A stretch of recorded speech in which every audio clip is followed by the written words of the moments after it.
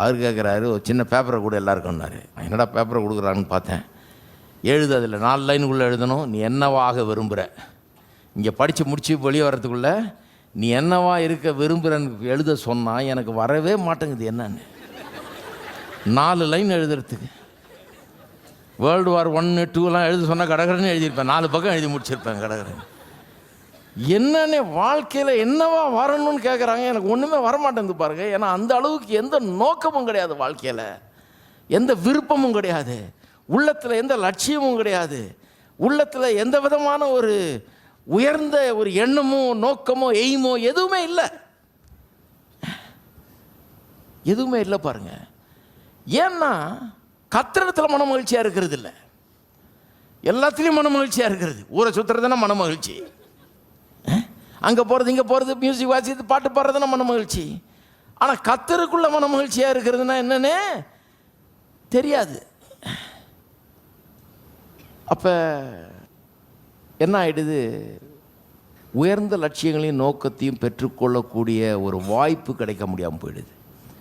நம்ம யாரோட அதிக நேரம் செலவழிக்கிறோமோ அந்த ஆளுடைய தாக்கமும் பாதிப்பும் நமக்கு உண்டாகும். நல்ல பெரிய மனுஷங்களோட செலவழித்து பாருங்கள், உங்கள் லெவலே உயரும். தேவாதி தேவனோட செலவழித்து பாருங்கள், எங்கேயோ போயிடுவீங்க. அது கிடையாது. அதனால் எனக்கு எதோட ஐக்கியம், என் லெவலு அல்லது எனக்கு கீழே இருக்கவங்களோட தான். என்னை விட மோசமான ஆளுங்க அவனை நான் தான் போய் எழுப்பணும் தூக்கத்தில் இருந்து. ஒரு குரூப் வச்சுருப்போம் பாருங்கள், பாட்டுக்கிட்டலாம் பாடுவோம், அதெல்லாம் பண்ணுவோம். ஒருத்தனும் அதில் நான் என்னை விட மூத்தவன் 5 வருஷம் 6 வருஷம் பெரியவனாக இருப்பான்.